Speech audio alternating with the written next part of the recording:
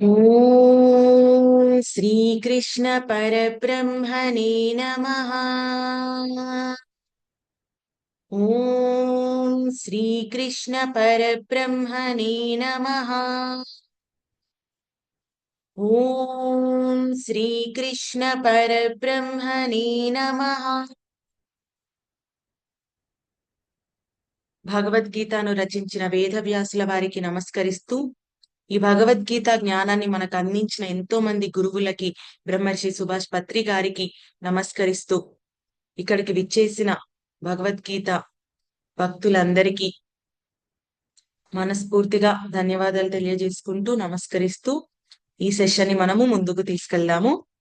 మరి మనము ముందు సెషన్ లో స్థితప్రజ్ఞులు లక్షణాల గురించి అర్జునుడు అడగగా శ్రీకృష్ణ పరమాత్మ ఏమేం చెప్పారనే దాని గురించి తెలుసుకున్నాము. ఎవరైతే స్వార్థపు కోరికలను వదిలేయగలుగుతారో వారు స్థితప్రజ్ఞులు. అలాగే సమబుద్ధితో ఎవరైతే ఉండగలుగుతారో వారు స్థితప్రజ్ఞులు. మనసులోని కోరికలు ఎంత స్ట్రాంగ్ గా ఉంటాయంటే, ఎంత వివేకవంతులైనా కూడా వారికి ఆ కోరికల మీద అదుపు అనేది తప్పుతుంది. ఎప్పుడైతే ఎంతకాలం వరకైతే వాళ్ళు ఆనందం కోసము బయట వెతుకుతూ ఆ కోరికలను తీర్చుకునే ప్రయత్నంలో ఉంటారో, అలాంటి వారికి ఎప్పుడు కూడా కోరికలు ఇంకా పుడుతూనే ఉంటాయి తప్ప అవి ఎప్పటికీ కూడా తృప్తి చెందవు. మరి అది రియలైజ్ అయ్యి ఎప్పుడైతే ఆ దేవుడి మీద దృష్టి పెట్టడం స్టార్ట్ చేస్తారో అప్పుడే అలాంటి వాళ్ళే స్థితప్రజ్ఞులు అని అనబడతారు. మరి అసలు ఈ కోరికలను, అసలు ఈ ఆనందంగా ఉండాలని ఎందుకు అనుకుంటాము, ఈ కోరికలను తీర్చే ప్రయత్నంలో మనం ఏం చేస్తున్నాం అనే దాని గురించి, ఇంకా స్థితప్రజ్ఞులు యొక్క లక్షణాల గురించి మనము ఈ ముందు శ్లోకాలలో ఈ రోజు మనము తెలుసుకుందాము. సాంఖ్యయోగంలోని 62వ శ్లోకం.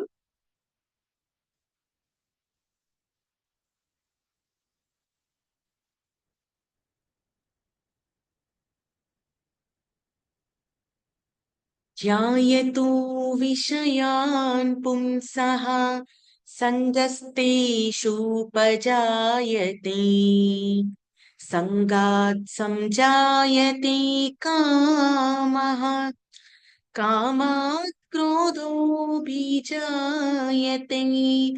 క్రోధాత్ భవతి సమ్మోహః సమ్మోహాత్ స్మృతివిభ్రమః స్మృతిభ్రంశాత్ బుద్ధినాశాత్ బుద్ధినాశాత్ ప్రణశ్యతి బుద్ధినాశాత్ ప్రణశ్యతి.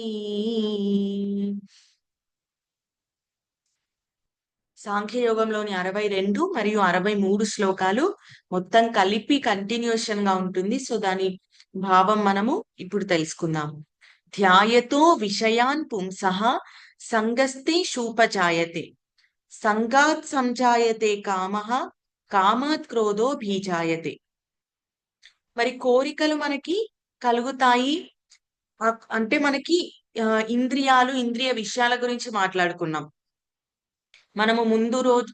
నిన్న శ్లోకాలలో ఇంద్రియాలను మనము వెనక్కి తీసుకోగలగాలి. ఇంద్రియ విషయాల నుండి ఎలాగైతే తాబేలు తన ఆర్గాన్స్ ని తన లోపలికి ముడుచుకుంటుందో అలాగే మనము కూడా ఇంద్రియ విషయాలు అంటే ఆబ్జెక్ట్స్, దేని మీద అయితే ఇంద్రియాలు పడి ఆ ఆబ్జెక్ట్ యొక్క విషయం మనం గ్రహిస్తామో అది ఇంద్రియ విషయాలన్నమాట. అంటే మనం నిన్న ఐస్ క్రీమ్ ఎగ్జాంపుల్ చెప్పుకున్నాం. అక్కడ ఇంద్రియాలు ఐస్ ద్వారా మనం ఐస్ క్రీమ్ ని చూసినప్పుడు అక్కడ ఐస్ క్రీమ్ అనేది ఆబ్జెక్ట్ గా, దాని నుండి వచ్చిన స్మెల్ కానీ, దాని నుండి వచ్చిన మనకి టేస్ట్ కానీ అది ఇంద్రియ విషయాలన్నమాట. సో ఇంద్రియ విషయాన్ని మనం దేని ద్వారా అబ్జర్వ్ చేసుకోగలుగుతున్నాం? ఇంద్రియాల ద్వారా మన లోపలికి తీసుకోగలుగుతున్నాము. సో ఇంద్రియ విషయాలు, ఇంద్రియాలు అర్థమైందా? మనం ఏం చెప్పుకున్నాము? ఆ ఇంద్రియ విషయాల ద్వారా మన ఇంద్రియాలను అక్కడ నుంచి వెనక్కి తీసుకోగలగాలి అనేది చెప్పుకున్నాం. దానికి కంపారిజన్ తాబేలుని కంపేర్ చేసుకొని చెప్పుకున్నాము. ఓకే, ఇంద్రియాలను వెనక్కి తీసుకున్నాము, కానీ ఇంద్రియాలను వెనక్కి తీసుకున్నంత మాత్రాన మనకి అక్కడ ఐస్ క్రీమ్ తినొద్దు అనుకున్నంత మాత్రాన ఐస్ క్రీమ్ మీద ఉండే కోరిక మనకి వెళ్ళిపోతుందా అంటే వెళ్ళిపోదు. కోరిక మటుకు మిగిలిపోతుంది. అది ఎంత స్ట్రాంగ్ గా ఉంటుందంటే కోరిక అనేది, వివేకవంతులకు కూడా ఆ కోరిక అనేది తొలగించడము మైండ్ లో కష్టము అనేది కూడా మనం నిన్న తెలుసుకున్నాం.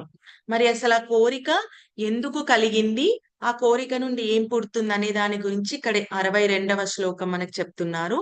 ధ్యాయతో విషయాన్ పుంసః. ధ్యాయతో అంటే మనకి ఇక్కడ ఏదైనా ఒక విషయం గురించి చాలా డీప్ గా మనం ఆలోచించినప్పుడు, దాని మీద గట్టి నమ్మకం ఏర్పరచుకున్నప్పుడు ఏమవుతుంది అనంటే సంగస్తే శూపజాయతే. అది మనకి మన మైండ్ ఏం చేస్తుందంటే దాని మీద ఒక అటాచ్మెంట్ క్రియేట్ చేస్తుంది అనమాట. ఏదైతే మనము ఒక విషయం గురించి చాలా డీప్ గా ఆలోచించి దాని మీద గట్టి నమ్మకం పెంచుకుంటామో, అప్పుడు మైండ్ ఆటోమేటిక్ గా దేని గురించి ఆలోచించామో దాని మీద అటాచ్మెంట్ అనేది పెరుగుతుంది. మనం నిన్న ఏం చెప్పుకున్నాము, మనకి ఇప్పుడు ఐస్ క్రీమ్ తినాలనే దాని గురించి ఎగ్జాంపుల్ చెప్పుకున్నాము. సో మనం దాని గురించి ఎప్పుడైతే డీప్ గా ఆలోచించి ఇది తింటేనే నాకు ఆ హ్యాపీనెస్ కలుగుతుంది అనే ఒక గట్టి నమ్మకం మన లోపల మనము ఉంచుకున్నాం అనుకోండి, అప్పుడు ఏమవుతుంది, మనం ఆటోమేటిక్ గా మన మైండ్ ఏం చేస్తుంది, ఆ ఐస్ క్రీమ్ మీద అటాచ్మెంట్ అనేది పెంచుకుంటుంది. అటాచ్మెంట్ పెంచుకోవడం అంటే ఏంటి, అంటే అది నేను తింటేనే నాకు హ్యాపీనెస్ కలుగుతుంది అనే ఒక భావన అనమాట అటాచ్మెంట్ అంటే. దానికి నువ్వు అటాచ్ అయిపోయావు. ఆ ఐస్ క్రీమ్ అనే దానికి నువ్వు అటాచ్ అయిపోయావు అంటే నువ్వు ఇది దీని ద్వారానే నేను ఆనందాన్ని పొందగలుగుతాను అని అనుకోవడం అటాచ్మెంట్ అన్నమాట. అటాచ్మెంట్ ఎందుకు వచ్చింది, నువ్వు స్ట్రాంగ్ గా దాన్ని బిలీవ్ చేసావు. డీప్ గా నువ్వు నీ ఆలోచనలలో, నీ మనోభావాలలో నువ్వు దాన్ని గట్టిగా నమ్మావన్నమాట. దాని ద్వారానే నీకు హ్యాపీనెస్ వస్తుంది అని. అప్పుడు ఆ నమ్మకంతోనే నీకు దాని మీద అటాచ్మెంట్ క్రియేట్ అయింది. ఓకేనా. సంగాత్ సంజాయతే కామః. ఆ అటాచ్మెంట్ నుంచే నీకు కామః అంటే కోరిక అనేది పుడుతుంది. సో నువ్వు ఎప్పుడైతే ఆ నమ్మకం గట్టిగా ఉందో నీకు అక్కడి నుంచే హ్యాపీనెస్ వస్తుంది అని, నీకేమవుతుంది నెక్స్ట్ స్టెప్ లో, నేను దాన్ని తినాలి తినాలి తినాలి అనే కోరిక అనేది నీకు కలుగుతుంది. నీ అటాచ్మెంట్ ద్వారానే నీకు అక్కడ కోరిక అనేది కలిగింది. కామాత్ క్రోధో భీచాయతే. కామాత్ అంటే కోరిక, కోరిక నుండే క్రోధో భీచాయతే. క్రోధము అంటే కోపము, కోపం అనేది మనకి కలుగుతుంది అనేది ఇక్కడ చెప్తున్నారనమాట. మరి కోరిక నుండి కోపం ఎందుకు పుడుతుంది? కోరిక మనకి ఎప్పుడైతే మనము ఆపుతామో, కోరికను అబ్స్ట్రక్ట్ చేస్తామో, కోరికను అడ్డుకుంటామో, మీకు ఐస్ క్రీమ్ తినాలనే కోరిక కలిగినప్పుడు మీకు అది లభించలేదు, మీ పేరెంట్స్ వద్దన్నారు, ఇప్పించలేదు, అప్పుడు ఏమవుతుంది, మీకు ఆటోమేటిక్ గా కోపం వస్తుంది. సో ఆ కోరికను ఎవరు అడ్డుకున్నా కూడా, దేని ద్వారా మీకు అది ఆపేసినా కూడా, ఆ కోరిక ద్వారా మీకు అక్కడ కోపం అనేది సంభవిస్తుంది. మనం నిన్నేం చెప్పుకున్నాము, కోరిక ఎప్పుడైతే మనము దానిని సాటిస్ఫై చేయడానికి ట్రై చేస్తామో అది ఇంకా స్ట్రాంగ్ గా వస్తుంది. ఒకవేళ కోరికను అడ్డుకుంటే ఏం జరుగుతుంది అనేది మనకి ఇక్కడ ఈ రోజు తెలుసుకున్నాము. అడ్డుకుంటే అది కోపంగా మారుతుంది, లేదా దాన్ని తృప్తిపరచడానికి ట్రై చేస్తే అది ఇంకా స్ట్రాంగ్ గా వస్తుంది. దానికి ఎగ్జాంపుల్ నేను ఏం చెప్పుకున్నాము, ఫైర్ గురించి చెప్పుకున్నాం కదా. ఫైర్ లో మనం ఎప్పుడైతే అగ్నిలో, హోమంలో ఎప్పుడైతే నెయ్యి వేస్తామో ఆ టైంకి కొన్ని సెకండ్స్ అది తృప్తిపరిచి శాంతి పరిచినట్టుగా, శాంతి పొందినట్టుగా తగ్గుతుంది. కానీ అది మళ్ళీ ఇంకా ఎక్కువ ఫోర్స్ తో ఇంకా విజృంభిస్తుంది. అలాగే కోరిక కూడా మనము దానిని తీర్చినప్పుడు ఆ టెంపరరీగా మనకి తృప్తి పొందుతాం, కానీ మనకి మళ్ళీ ఇంకా స్ట్రాంగ్ గా ఆ కోరిక అనేది పుట్టుకొస్తూ ఉంటుంది. మనం ఐస్ క్రీమ్ ఎగ్జాంపుల్ చెప్పుకున్నప్పుడు అది తిన్నప్పుడు ఆ క్షణంలో మనం సాటిస్ఫై అవుతాం, కానీ మళ్ళీ ఇంకా నెక్స్ట్ తినాలనిపిస్తుంది. సో అదనమాట దానిని. సో ఇక్కడ కోరికను తృప్తిపరిచినా మనకి కష్టమే, అలాగే దానిని అడ్డుకున్నా కూడా కష్టమే అన్నమాట. తృప్తిపరిస్తే ఇంకా స్ట్రాంగ్ గా పైకి వస్తుంది, అలా కాకుండా దాన్ని అడ్డుకుంటే అది కోపంగా మారుతుంది అన్నమాట. సో అది ఇక్కడ ఒక విషయం నుంచి మనకి అది డీప్ గా ఆలోచించి దాని మీద నమ్మకం ఎప్పుడైతే, హ్యాపీనెస్ దీనిలోనే ఉంది అని ఎప్పుడైతే స్ట్రాంగ్ గా నమ్ముతామో, దేని విషయం అంటే ఒక్కొక్కరికి ఒక్కొక్క విషయంలో ఉండొచ్చు. ఇక్కడ ఐస్ క్రీమ్ ఒకరికి ఉండొచ్చు, ఇంకొకరికి ఇక్కడ ఆబ్జెక్ట్స్ మారే కొద్దీ వాళ్ళ వాళ్ళకి హ్యాపీనెస్ అనేది ఒక్కొక్కరికి ఒక్కొక్క దాంట్లో హ్యాపీనెస్ ఉంటుంది అనేది అనుకుంటారు. కొంతమందికి మందు తాగడంలో హ్యాపీనెస్ ఉంటుంది అని వాళ్ళు అనుకుంటారు. కానీ వీళ్ళకి అది చూస్తేనే చిరాకు ఉంటుంది. అసలు దీంట్లో ఆనందం ఎలా ఉంటుంది అనేది మనకు అనిపించొచ్చు. కానీ వాళ్ళకి దానికి కాంట్రాస్ట్ గా అందులోనే ఆనందం ఉంది అనేది అనుకుంటారనమాట. సో అక్కడ ఎవరెవరి స్థితి బట్టి, ఎవరెవరి ఆలోచన తత్వం బట్టి, ఎవరెవరి నమ్మకాల బట్టి వాళ్ళు దాంట్లోనే ఆనందం ఉందనేది గట్టిగా నమ్మారు కాబట్టి వాళ్ళ వాళ్ళకది మనకి ఎంత అసహ్యంగా అది అనిపించినా వాళ్ళకి అదే అందులోనే ఆనందాన్ని వెతుక్కుంటారు. ఎందుకు అనంటే బిలీఫ్ సిస్టమ్. వాళ్ళు దాన్ని గట్టిగా నమ్మారు. దాని గురించి డీప్ గా వాళ్ళు అనుకున్నారు. ఇందులోనే నాకు ఆనందం ఉందనేది అనుకున్నారు. అనుకున్నారు కాబట్టి మైండ్ అనేది వాళ్ళకి దాని మీద అటాచ్మెంట్ అయ్యింది కాబట్టి ఆ కోరిక అనేది ఇక్కడనే పుడుతుందన్నమాట. వాళ్ళకి దాని మీదనే ఉంటుంది. సో ఆ కోరిక తీరకపోతే ఏం జరుగుతుంది, ఎక్కడికి లీడ్ చేస్తుంది అనేది ఈ 62వ శ్లోకం. దీని కంటిన్యూషనే మనకి 63వ శ్లోకం ఉంటుంది. క్రోధాత్ భవతి సమ్మోహః, సమ్మోహాత్ స్మృతి విభ్రమః, స్మృతి భ్రంశాత్ బుద్ధినాశో, బుద్ధినాశాత్ ప్రణశ్యతి, బుద్ధినాశాత్ ప్రణశ్యతి. క్రోధాత్ భవతి సమ్మోహః, సమ్మోహాత్ స్మృతి విభ్రమః. ఎప్పుడైతే ఆ క్రోధము అనేది పెరుగుతుందో, పెరిగినప్పుడు మనకి ఆ మతి అనేది చెడుతుంది, ఆ మెమరీ అనేది మనకి పోతుంది అన్నమాట. స్మృతి భ్రంశాత్, ఆ మెమరీ అనేది మనకి పోయినప్పుడు బుద్ధి నాశాత్, బుద్ధి అనేది మనకి నశిస్తుంది. బుద్ధి నాశాత్ ప్రణశ్యతి. ఆ కోపం నుండి మనకు అల్టిమేట్ గా ఏమవుతుందంటే మనకు ఆ మెమరీ పోతుంది. మెమరీ పోయినప్పుడు మనకి బుద్ధి అనేది, మన ఇంటలెక్ట్ అనేది నశిస్తుంది. ఆ ఇంటలెక్ట్ ఎప్పుడైతే నశిస్తుందో మన పతనం అనేది మొదలవుతుందన్నమాట. సో ఇక్కడ కోపం నుంచి ఏం జరుగుతుంది, అల్టిమేట్ గా మన పతనం అనేది జరుగుతుంది అనేది ఇక్కడ శ్లోకంలో చెబుతున్నారు. సో ఇక్కడ మనం బ్యాక్ ఒకసారి ఆలోచిస్తే అసలు ఆ మనం ఇదంతా ఎందుకు వచ్చింది అనంటే మనకి ఏ విషయాల పట్ల మనము గట్టిగా నమ్మకం పెంచుకున్నాము, ఆ విషయాల పట్ల అటాచ్మెంట్ నుంచే కోరికల నుండే కోపం నుండే మనకు బుద్ధి నశించడం అనేది ఒక కాన్సిక్వెన్స్ లో మనకి జరిగింది. అసలు మనకి ఇక్కడ ఆ అసలు అటాచ్మెంట్ ఎందుకు వచ్చింది?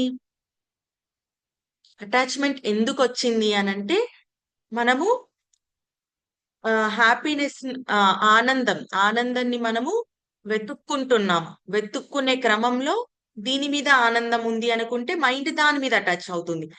ఐస్ క్రీమ్ తినడం మీద ఆనందం ఉంది అనుకుంటే దాని మీద అటాచ్మెంట్ అవుతుంది. మూవీస్ చూడడం మీద ఆనందం ఉంది అనుకుంటే దాని మీద అటాచ్మెంట్ అవుతుంది. సో ఏ పర్సన్ దేని మీద ఉంది అని వాళ్ళు అనుకుంటారో దాని మీద మైండ్ ఏమవుతుంది, దేని మీద ఉంది అని గట్టిగా నమ్ముతారో ఆటోమేటిక్ గా మైండ్ అనేది దాని మీద అటాచ్మెంట్ అయిపోతుంది అనమాట. సో ఆ నమ్మకం గురించి మనకి ఇక్కడ చెబుతున్నారు. దేని మీద నమ్మకం ఉంచుకుంటారో దాని మీద ఆటోమేటిక్ గా మనకి మైండ్ అనేది అటాచ్మెంట్ అయిపోతుంది. మరి ఆ నమ్మకం ఎందుకు వచ్చింది ఇక్కడ? దేని మీద మనం నమ్మకం పెట్టాలనుకుంటున్నాము, అసలు ఎందుకు పెట్టాలనుకుంటున్నాము, ఎందుకు దాని మీద మనం ఫోకస్ చేయాలనుకుంటున్నాము అంటే, ఎందుకు దానికి అటాచ్ అవుతున్నాము అనంటే మనము ఇక్కడ దానికి ఆన్సర్ ఏంటి?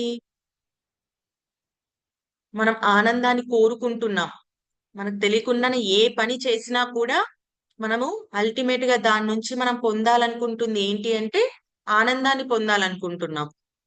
మానవుడు అనేవాడు, మనిషి అనేవాడు చేసే ప్రతి కర్మ కూడా, చేసే ప్రతి పని కూడా ఆనందం కోసమే చేస్తున్నాడు. సో ఇక్కడ ఈ నమ్మకంని నువ్వు ఎందుకు పెట్టుకున్నావు, దేనిని ఉద్దేశించి పెట్టుకున్నావు అంటే ఆనందాన్ని ఉద్దేశించి పెట్టుకున్నావు. మరి అసలు ఆనందాన్ని ఎందుకు కోరుకుంటున్నాం మనము అంటే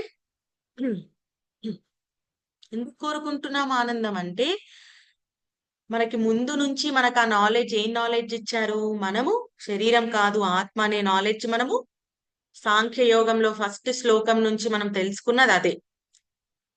అది ఫస్ట్ మనం అర్థం చేసుకోవాలి. మనము ఈ శరీరం కాదు ఆత్మ అనేది. మరి ఆత్మ అంటే ఏంటి అంటే, పరమాత్మలో ఒక చిన్న పార్టే ఆత్మ. మరి పరమాత్మ అంటే ఏంటి? ఇప్పుడు మనం చెప్పుకుంటున్నాం. ఏం చెప్పుకుంటున్నాం? దాన్ని డివైన్ కాన్షియస్‌నెస్ అని చెప్పుకుంటున్నాము. దేవుడు అని చెప్పుకుంటున్నాము. ఆ దేవుడు ట్రూ నేచర్ ఎలా ఉంటుంది? ఆ డివైన్ కాన్షియస్‌నెస్ ట్రూ నేచర్ ఎలా ఉంటుంది అంటే, దేవుడు ఎప్పుడు కూడా బ్లిస్‌ఫుల్ గా ఉంటాడు. అంటే ఎప్పుడు కూడా నిరంతరం ఆనంద స్థితిలోనే ఉంటాడు. మరి అందులో ఉన్న చిన్న పార్టే మనం కాబట్టి, మనం కూడా ఎప్పుడు మన ట్రూ నేచర్, మన సోల్ యొక్క ట్రూ నేచర్, మన ఆత్మ యొక్క ట్రూ నేచర్ అదే ఉంటుందన్నమాట.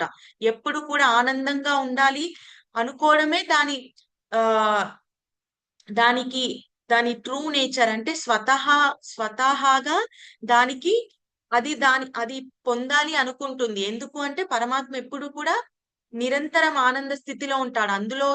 అందులో నుంచి వచ్చిన ఆత్మనే మనలో ఉంది కాబట్టి, మనం కూడా తెలిసి అయినా తెలియకైనా, మనం అర్థమైనా కాకపోయినా, మనం కూడా అల్టిమేట్ గా ఆ ఆనంద స్థితి గురించే మనం కూడా ఎప్పుడూ తపన పడుతూ ఉంటాము. ఎప్పుడూ పొందాలి అని అనుకుంటాము. పరమాత్మ నుంచి వచ్చిందే మనలో ఉన్న ఆత్మ కూడా కాబట్టి. సో, అది దాని ట్రూ నేచర్. అది కంపల్సరీ మనం యాక్సెప్ట్ చేయాల్సిందే. మనం ఎప్పుడూ కూడా ఆనంద స్థితిలో ఉండడానికే మనము ప్రయత్నిస్తూ ఉంటాం. కాకపోతే ఆనంద స్థితిని మనకి బయట వెతుక్కున్నంత కాలము, మెటీరియలిస్టిక్ ఆబ్జెక్ట్స్ లో మనం వెతుక్కున్నంత కాలము ఏం జరుగుతుంది అనేది మనకిక్కడ ఈ 2 శ్లోకాలలో మనకి తెలియజేశారన్నమాట. సో, మనం ఎప్పుడైతే మెటీరియలిస్టిక్ ఆబ్జెక్ట్స్ లో, బయట ఆబ్జెక్ట్స్ లో మనము దీని ద్వారా ఆనందం పొందుతాం, దాని ద్వారా ఆనందం పొందుతాం, దేని ద్వారా ఆనందం పొందుతామని ఏ ఇండివిజువల్ అనుకుంటారో దాని మీద వాళ్ళ మైండ్ టచ్ అవుతుంది. ఓకేనా? అటాచ్ అయినప్పుడు ఆటోమేటిక్ గా ఆ కోరిక కలుగుతుంది మనకి. దీనిలోనే ఆనందం పొందుతాము అని మన మైండ్ స్ట్రాంగ్ గా ఫిక్స్ అయినప్పుడు దానిని పొందాలి.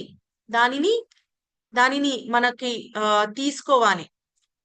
ఇప్పుడు మనం 2 ఎగ్జాంపుల్స్ చెప్పుకున్నాం ఇక్కడ. ఐస్ క్రీమ్ అనే చిన్న ఎగ్జాంపుల్ చెప్పుకున్నాం. చిన్న పిల్లలందరూ ఉన్నారు కాబట్టి కనెక్ట్ అవుతారనే ఉద్దేశంతో మనము ఐస్ క్రీమ్ చెప్తున్నాం.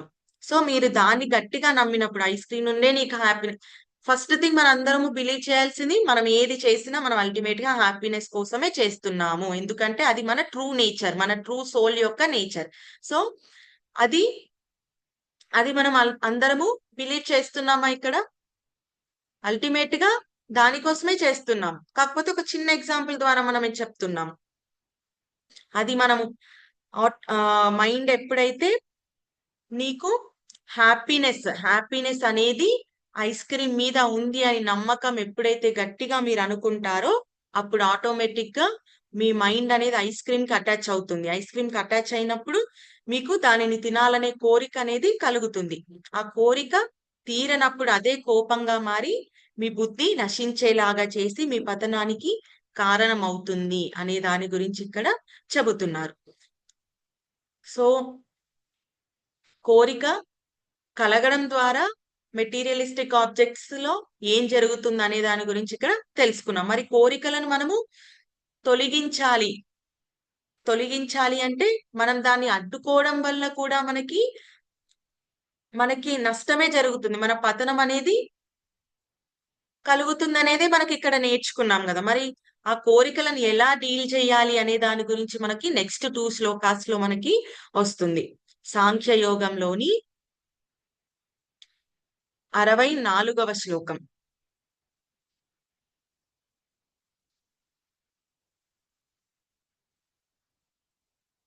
రాగద్వేషవియుక్తైస్తు విషయానింద్రియైశ్చరన్ రాగద్వేషవిషయుక్తైస్తు విషయానింద్రియైశ్చరన్ ఆత్మవైశ్చర్విధేయాత్మా ప్రసాదమధిగచ్చతి.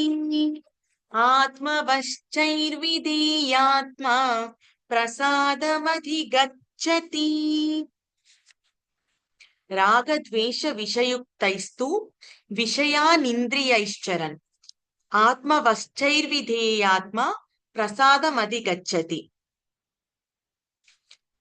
రాగద్వేషాలు రాగద్వేషాలు అంటే మనకి మన అరిషడ్ వర్గాలలో మనము తెలుసుకున్న ద్వేషము మరియు రాగము, అటాచ్మెంట్ మరియు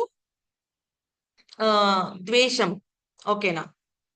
సో రాగద్వేష రహితము ఈ రెండిటిని వదిలేసి ఇంద్రియ విషయాల ద్వారా, ఒకవేళ మనం ఇంద్రియాల ద్వారా ఏదైతే పొందుతున్నామో, ఇంద్రియ విషయాలు అంటే మన ఇంద్రియాలు దేనిని గ్రహిస్తున్నాయో అవి ఇంద్రియ విషయాలు అన్నమాట.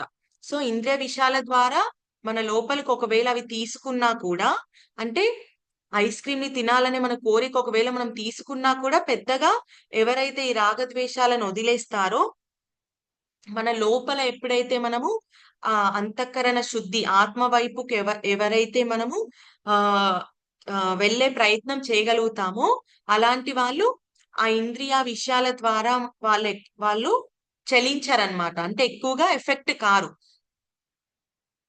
ఎందుకు ఎఫెక్ట్ కారు అనంటే, వాళ్ళు ఇక్కడ అది దాని ద్వారా పొందే హ్యాపీనెస్ అది చాలా చిన్నదనేది వాళ్ళకి అర్థమవుతుందన్నమాట.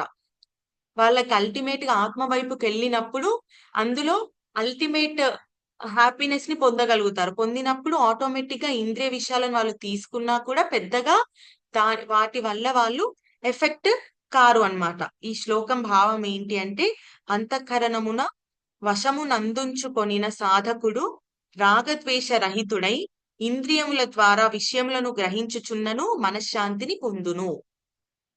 సో ఇంద్రియ విషయాలు వాళ్ళు తీసుకున్నా కూడా ఎవరైతే రాగద్వేషాలను, ఈ అటాచ్మెంట్ ని వదిలేయగలుగుతారో, వాళ్ళు ఎవరు వదిలేయగలుగుతారు? ఆత్మ వైపుకి ఎవరైతే వెళ్ళగలుగుతారో వాళ్ళే వదిలేయగలుగుతారనమాట. వదిలేసినప్పుడు ఆటోమేటిక్ గా వాళ్ళు ఆ పరమ శాంతిని పొందగలుగుతారు. సో ఇక్కడ ఆత్మ వైపుకు వెళ్ళడము అంటే ఏమిటి అనే దాని గురించి మనము తెలుసుకుందాము. సో మనకు అర్థమైందా? మనకు బయట బయట మెటీరియలిస్టిక్ ఆబ్జెక్ట్స్ వైపు మన ఎన్ని కోరికలు ఉన్నా కూడా దానిని ఎంత తృప్తిపరచాలని ప్రయత్నించినా కూడా మనకి హ్యాపీనెస్ అనేది పొందము. మరి మరి దేని మీద మన అటాచ్మెంట్ ఉంచుకోవాలి అనే దాని గురించి మనం ఇక్కడ పరమశాంతిని ఎలా పొందాలి అనేది మనం ఇక్కడ తెలుసుకుంటాం. దేని మీద అటాచ్మెంట్ పెంచుకోవాలి అని అంటే, మనము ఆ డివైన్ కాన్షియస్ మీద అటాచ్మెంట్ పెంచుకోవాలన్నమాట. ఆ డివైన్ కాన్షియస్ మీద పెంచుకున్నప్పుడు నీకు ఏమవుతుంది? నీకు నమ్మకం అనేది దాని మీదే ఉంటుంది. దీని ద్వారానే నేను హ్యాపీనెస్ ని పొందగలుగుతాను, అల్టిమేట్ ఆనందాన్ని పొందగలుగుతాను. ఆ డివైన్ కాన్షియస్ మీద, ఆ దైవం మీద మనం పెట్టినప్పుడు ఆటోమేటిక్ గా మన మైండ్, మనం దానిని నమ్మినప్పుడు, ట్రూగా హ్యాపీనెస్ ఇందులోనే ఉంది అని నమ్మినప్పుడు ఆటోమేటిక్ గా మన మైండ్ దేనికి అటాచ్ అవుతుంది? ఆ దైవం మీదకే అటాచ్ అవుతుంది. ఆ దైవం మీద అటాచ్ అయినా దాని వల్ల కలిగే, మనం ఏం తెలుసుకున్నాం? అటాచ్మెంట్ ద్వారా కోరికలు వస్తాయని తెలుసుకున్నాం. మరి ఇక్కడ డివైన్ కాన్షియస్ మీద మనం అటాచ్ అయినా దాని వల్ల కలిగే కోరికలు మనని ప్యూరిఫైయే చేస్తుందన్నమాట. ఎందుకు ప్యూరిఫై చేస్తుంది అంటే, మనకు ఆ డివైన్ నేచర్ ఎలా ఉంటుంది? ఎప్పుడు ప్యూరిటీగా ఉంటుంది, ఎప్పుడు ప్యూరిఫికేషన్ తో ఉంటుంది. దాని ద్వారా మన మైండ్ అక్కడ అటాచ్ అయినప్పుడు మన మైండ్ కూడా ప్యూరిఫై అవుతుంది అనమాట. సో ఆ ప్యూరిఫై అయినప్పుడు ఆటోమేటిక్ గా ప్రసాదం అది గచ్చతి అంటే ఆ పరమ శాంతిని మనము పొందగలుగుతాము, పీస్ ని మనము పొందగలుగుతాము. మన మైండ్ ఎప్పుడైతే ప్యూరిఫై అవుతుందో అప్పుడు ఆ పరమ శాంతిని పొందగలుగుతాము. మైండ్ ప్యూరిఫై ఎప్పుడు అవుతుంది అని అంటే, మన మైండ్ ఎప్పుడైతే ఆ డివైన్ నేచర్ కి అటాచ్ అవుతుందో అప్పుడే మన మైండ్ ప్యూరిఫై అవుతుంది. ఆ మన మన మైండ్ ఆ డివైన్ నేచర్ కి అటాచ్ అవ్వడము అనంటే, మనం ఆత్మస్థితి గురించి మనం అర్థం చేసుకొని, ఆత్మ అని మనము ఆ నమ్మకంని మనము ఉంచుకొని, ఆ పరమాత్మ నుంచి వచ్చిందే ఈ ఆత్మ కాబట్టి మనం అల్టిమేట్ గా అటువైపుకే వెళ్ళాలి అనే దాని గురించి మనము అర్థం చేసుకొని, ఆ డివైన్ కాన్షియస్ వైపుకి మనము నమ్మకం పెట్టుకొని దాని మీద మన మైండ్ అటాచ్మెంట్ ఉంచుకోవాలి. ఆటోమేటిక్ గా అలా ఉంచుకున్నప్పుడు మన మైండ్ ప్యూరిఫై అవుతుంది. మైండ్ ప్యూరిఫై అయినప్పుడు మనము అల్టిమేట్ పీస్ ని పొందగలుగుతాం అనేది ఇక్కడ ఈ శ్లోకంలోని భావం. అంటే ఈ శ్లోకంలో ఏం చెప్తున్నారంటే ఇలా పొందగలిగిన వాళ్ళు ఆటోమేటిక్ గా ఇంద్రియ విషయాలు ఉన్నా కూడా దాని ద్వారా వాళ్ళు ఎఫెక్ట్ కారు. ఎందుకంటే అవి చాలా చిన్నదిగా అనిపిస్తాయి. ఇక్కడ వీళ్ళు పొందే బ్లిస్ఫుల్నెస్, ఇక్కడ వీళ్ళు పొందే ఆనందం ముందు అవి చాలా ఇంద్రియ విషయాల నుంచి పొందే ఆనందం చాలా చిన్నగా అనిపిస్తుంది. కాబట్టి దానివల్ల దాని మీద ఆటోమేటిక్ గా మైండ్ అనేది అటాచ్మెంట్ ఉండదు వాళ్ళకి. సో ఇదే మనకి నెక్స్ట్ శ్లోకంలో కూడా చెబుతున్నారు. సాంఖ్యయోగంలోని 65వ శ్లోకం. ప్రసాదే సర్వ దుఃఖానాం హానిరస్యోపజాయతే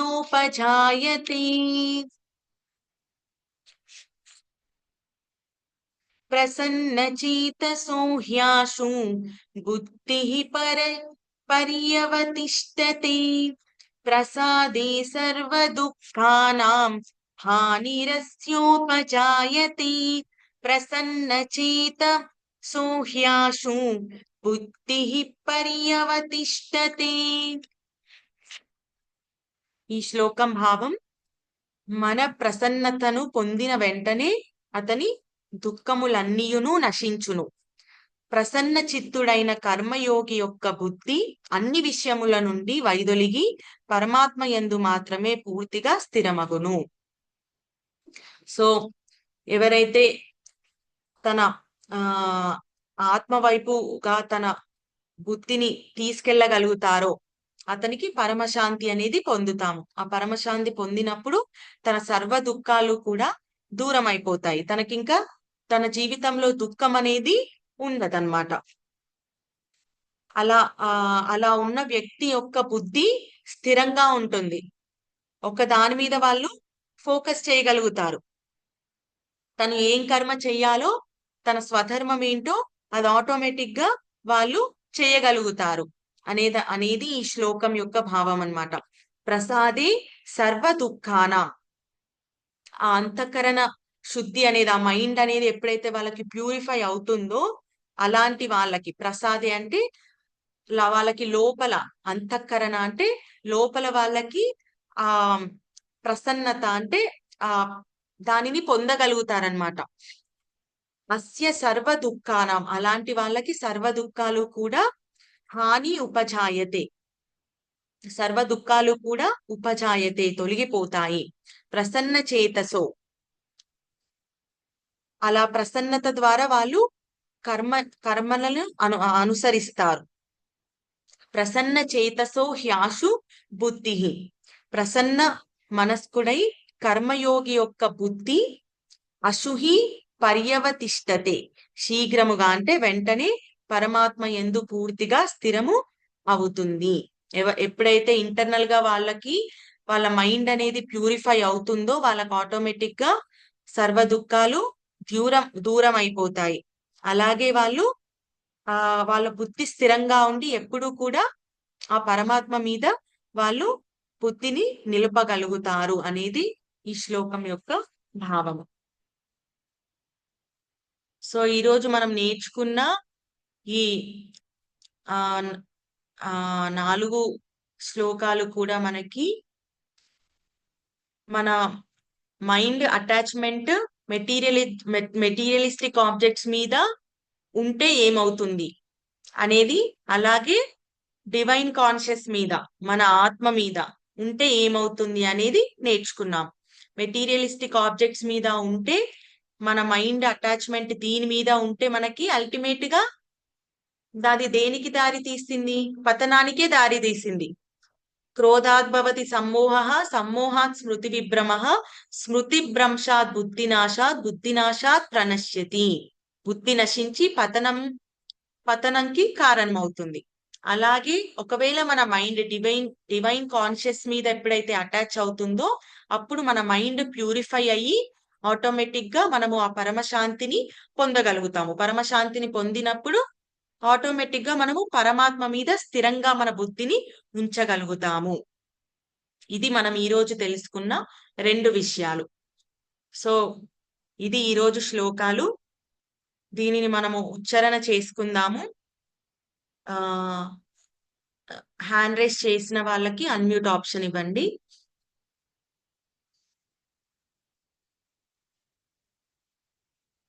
ఓకే.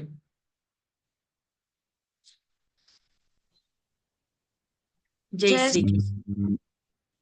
సాంఖ్యయోగంలోని 62వ శ్లోకం. సాంఖ్యయోగంలోని 62వ శ్లోకం. ధ్యాయతో విషయాన్ పుంసః ధ్యాయతో విషయాన్ పుంసః సంగస్తేషూపజాయతే సంగస్తేషూపజాయతే సంగాత్ సంజాయతే కామః సంగాత్ సంజాయతే కామః కామాత్ క్రోధోభిజాయతే కామాత్ క్రోధోభిజాయతే. సో ఇక్కడ ధ్యాయతో విషయాన్ అంటే ఏంటి? ఈ శ్లోకం ద్వారా నీకు ఏమర్థమైంది? ఇక్కడ మనకి కోరిక తర్వాత కోపం కలుగుతుందనే అంతవరకు మనకి ఇక్కడ తెలుసుకున్నాం.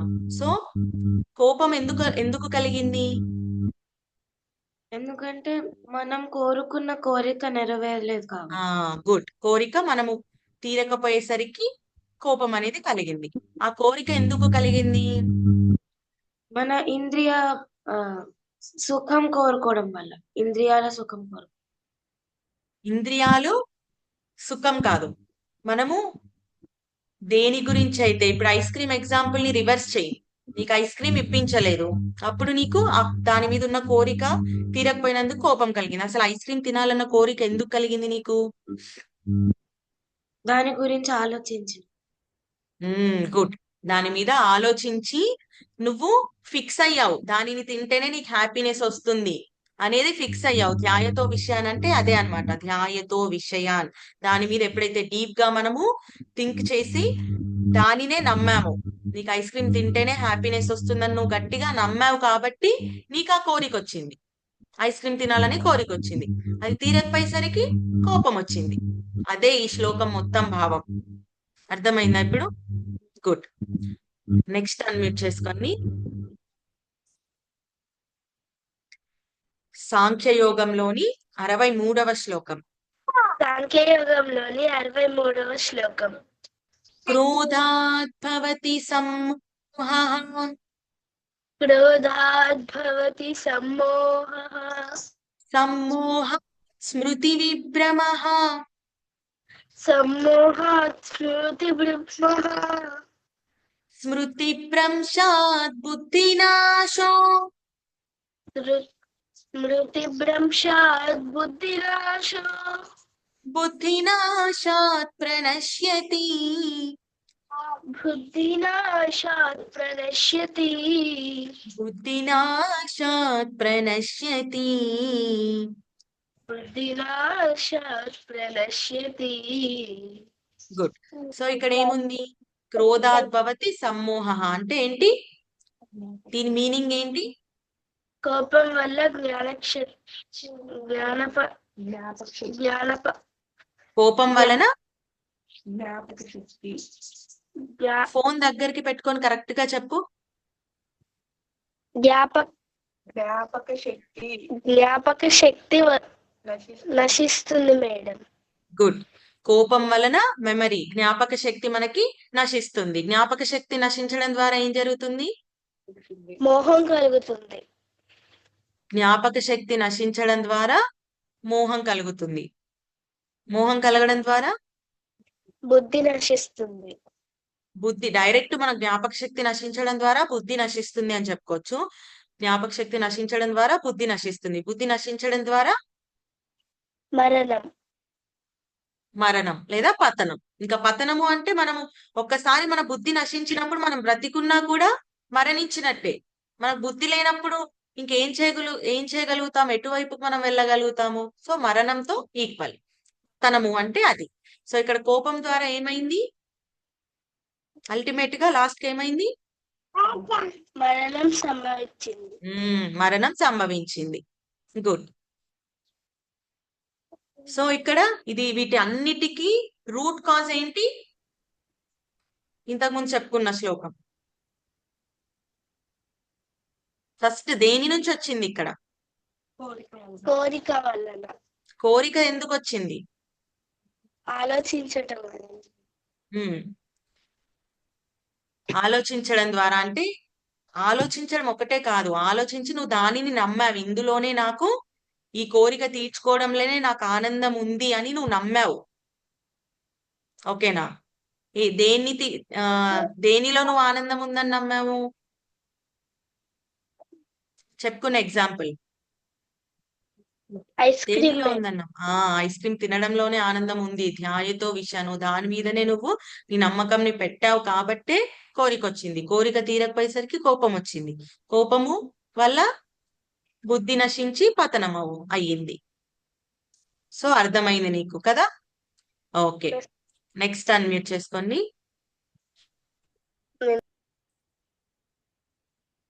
సో ఇప్పుడు ఈ 2 శ్లోకాలలో మనము బయట ఐస్ క్రీమ్ అనే కాదు, మన మెటీరియలిస్టిక్ ఆబ్జెక్ట్స్ మీద దేని మీద మనం పెట్టుకున్నా ఏమవుతుంది అనేది మనం నేర్చుకున్నాము. మరి నెక్స్ట్ 2 శ్లోకాలలో మరి దేని మీద కోరికలు పెట్టుకోవాలనే దాని గురించి మనం నేర్చుకుంటాము.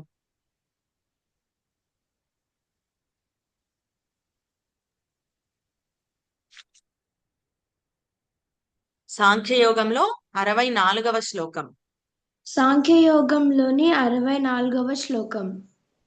రాగద్వేష వియుక్తైస్తు యా రాగద్వేష విముక్తైస్తు వియుక్తైస్తు వియుక్తైస్తు రాగద్వేష రాగద్వేష వియుక్తైస్తు వియుక్తైస్తు విషయానింద్రియైశ్చరన్ విషయానింద్రియైశ్చరన్ ఆత్మవశ్చైర్ ఆత్మవశ్చైర్విధేయాత్మ ఆత్మవశ్చైర్విధేయాత్మ ప్రసాదమధిగచ్చతి ప్రసాదమధిగచ్చతి రాగద్వేష వియుక్తైస్తు రాగద్వేష వియుక్తైస్తు విషయానింద్రియైశ్చరన్ విషయానింద్రియైశ్చరన్ ఆత్మవశ్చైర్విధేయాత్మ ఆత్మవశ్చైర్విధేయాత్మ ప్రసాదమధిగచ్చతి. ప్రసాదమధిగచ్చతి. గుడ్.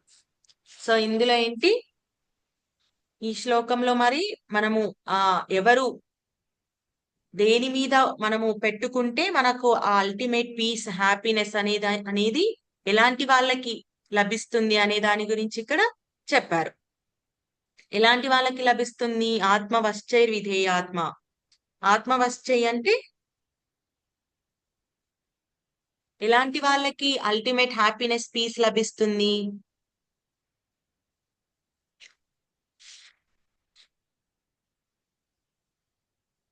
ఓకే, మనకి ఇదైతే మీకు క్లారిటీ వచ్చిందా? బయట నువ్వు ఎంత కోరికలు నువ్వు తీర్చుకున్నా నీకు హ్యాపీనెస్ ని పొందగలుగుతావా, పొందలేవా? మనము కొన్నిసార్లు పొందగలము, కొన్నిసార్లు పొందగలేము. గుడ్. అంటే ఈ క్షణంలో ఉంటుంది హ్యాపీనెస్, కానీ అది ఎప్పుడు ప్రతి క్షణంలో ఉంటుందా? ఆ కోరిక తీర్చుకోవడం ద్వారా ప్రతి క్షణం నువ్వు ఆనందంగానే ఉంటావా? నువ్వు తిన్నంతసేపే ఆనందంగా ఉంటావు, తర్వాత మళ్ళీ నార్మల్ అయిపోతావు, హ్యాపీనెస్ తో ఏం ఉండవు కదా. సో అదైతే కన్ఫర్మ్ అయింది కదా. నువ్వు ఎన్ని కోరికలు నువ్వు తీర్చుకున్నా కూడా నీకు నిరంతరం ఆనందంగా ఉండే స్థితి అయితే నీకు ఉండదు అనేది, బయట ఆబ్జెక్ట్స్ లో నీకు ఉండదు అనేది నీకు కన్ఫర్మ్ అయింది కదా కదా. సో ఇక్కడ అంతఃకరణ అంటే మన లోపల ఎప్పుడైతే మనము ఆత్మ మీద నిలుపుతామో, ఆత్మ అంటే ఏం చెప్పుకున్నాం మనం? మన బాడీ లోపల ఉండే సోల్. అది దేని నుండి వచ్చింది? దేనిలో ఒక చిన్న పార్ట్. పరమాత్మలో ఒక చిన్న పార్ట్ అనేది చెప్పుకున్నాం. సో ఆత్మ యొక్క ట్రూ నేచర్ ఏముంటుంది? ట్రూ నేచర్ ఏంటి? లేదా పరమాత్మ యొక్క ట్రూ నేచర్ ఏంటి? దేవుడు ఎప్పుడు ఎలా ఉంటాడు? సంతోషంగా గుడ్. దుఃఖించకుండా ఆనందంగా ఎప్పుడు ఉంటాడు. చూస్తూ ఎప్పుడు ఆనందంతోనే ఉంటాడు దేవుడు కదా. మీరు ఎప్పుడైనా అసలు విగ్రహం మనం చూసుకున్నా కూడా కృష్ణుడు ఎప్పుడు స్మైలింగ్ ఫేస్ తోనే ఉంటాడు కదా. ఎప్పుడైనా విచారం ఫేస్ తో ఉండడం చూసారా మీరు? యాక్చువల్ గా మనము విగ్రహంలో మనము పెట్టలేము కృష్ణుడు, ఎందుకంటే మొత్తం యూనివర్స్ మొత్తం స్ప్రెడ్ అయి ఉంటుంది కృష్ణుడు అనేది. కాకపోతే మనము విగ్రహంలో చూసినా కూడా మనకి కృష్ణుడు ఎప్పుడు స్మైలింగ్ ఫేస్ తోనే ఉంటాడు, అంటే ఎప్పుడు ఆ బ్లిస్ఫుల్ స్టేజ్ లో ఉంటాడు కదా. మరి అందులో నుంచి వచ్చిన పార్టే, చిన్న పార్టే మన లోపల ఉండే సోల్. మరి అటువైపుగా మనం వెళ్ళినప్పుడు ఆటోమేటిక్ గా మనము ఏమవుతుంది? పరమశాంతిని, హ్యాపీనెస్ ని పొందగలుగుతాం. మనము బయట ఆబ్జెక్ట్స్ మనకి ఎన్ని కనిపించినా, ఎన్ని మనకి మెటీరియలిస్టిక్ ఆబ్జెక్ట్స్ ఎన్ని కనిపించినా కూడా దాని వల్ల ఎఫెక్ట్ కాము. అంటే దాని మీద మనం అట్రాక్ట్ అయిపోము, అటాచ్మెంట్ అయిపోము. ఓకేనా? దేని మీద అటాచ్మెంట్ అయితే మనకి అల్టిమేట్ గా ఆ పీస్ ని, హ్యాపీనెస్ ని పొందగలుగుతాము? మనము ఒక వస్తువు మీద ఎక్కువగా డిటాచ్ అయినా గానీ ఒక్కసారి మనం పరమాత్మని కోరుకుంటే ఆ పని మీద మనకు ఆశ అనేది పోతుంది. పరమాత్మ మీద నీ మైండ్ ఎప్పుడైతే అటాచ్ అవుతుందో అప్పుడు మిగిలిన బయట ఆబ్జెక్ట్స్ మీద మనకి, అంటే మనం చెయ్యకూడదు అని కాదు, చెయ్యొచ్చు, కాకపోతే అటాచ్ అవ్వదు అనమాట నీ మైండ్. అటాచ్ అవ్వనప్పుడు నీకు అది తిన్నా ఓకే, తినకున్నా ఓకే స్టేజ్ లో ఉంటావు. ఓకేనా? ఇక్కడ నువ్వు డివైన్ కాన్షియస్ మీద అటాచ్ అవ్వడము ఇంపార్టెంట్. అటాచ్ అయితే మిగిలిన వాటి మీద వేటి మీద నువ్వు ఆటోమేటిక్ గా అటాచ్ అవ్వవు. ఓకేనా? ఇక్కడ ఈ శ్లోకంలో అదే చెప్పారనమాట. ఎవరైతే ఆత్మ మీద ఆ లోపల ఆత్మ గురించి ఎవరైతే అటాచ్ అవుతారో వాళ్ళు ఆటోమేటిక్ గా ప్రసాదం అది గచ్చతి, ఆ పరమశాంతిని పొందగలుగుతారు. Okay, good. నెక్స్ట్ శ్లోకం, నెక్స్ట్ అన్మ్యూట్ చేసుకోండి. సాంఖ్యయోగంలోని 65వ శ్లోకం.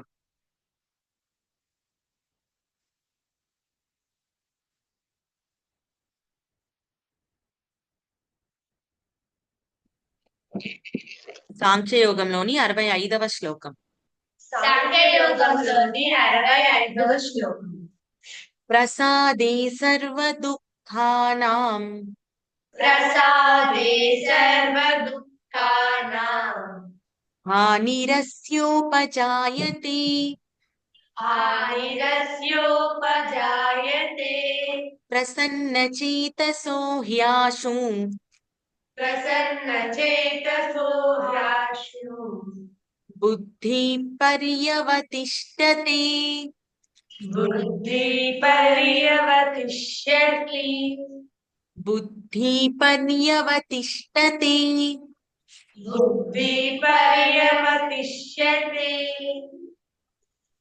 ప్రసాదే సర్వ దుఃఖానాం, ప్రసాదే సర్వ దుఃఖానాం, హానిరస్యోపజాయతే, హానిరస్యోపజాయతే, ప్రసన్నచేతసో హ్యాశు, ప్రసన్నచేతసో హ్యాశు, బుద్ధి పర్యవతిష్టతే. బుద్ధి పర్యవతిష్యతే. సో ఎవరైతే ఆ బుద్ధిని ఆత్మ వైపు, అంతఃకరణ అంటే లోపల ఎవరైతే ఉంచుతారో, ఆ డివైన్ కాన్షియస్ మీద ఎవరైతే అటాచ్ అవుతారో వాళ్ళకి ఆటోమేటిక్ గా అన్ని దుఃఖాలు దూరం అయిపోతాయి. దుఃఖం ఎక్కడి నుంచి వచ్చింది? కోరికల నుంచే వచ్చాయి కదా. సో మనకి ఆ కోరిక మనకి వదిలేసినప్పుడు ఆటోమేటిక్ గా మనకి దుఃఖాలు దూరం అయిపోతాయి అనే దాని గురించి ఇక్కడ చెప్తున్నారనమాట. అలాంటి వారి యొక్క బుద్ధి స్థిరంగా ఉండి ఎప్పుడు కూడా పరమాత్మ మీద నిలపగలుగుతారు. ఇవన్నీ కూడా ఈ రోజు మనం నేర్చుకున్న స్థితప్రజ్ఞుడి యొక్క లక్షణాలు. సో ఇంకా ఏమున్నాయి అనేది మనము తదుపరి శ్లోకాలలో మళ్ళీ రేపు తెలుసుకుందాము. అంతవరకు సెలవు. జై శ్రీకృష్ణ. హరే కృష్ణ హరే కృష్ణ కృష్ణ కృష్ణ హరే హరే, హరే రామ రామ రామ హరే హరే.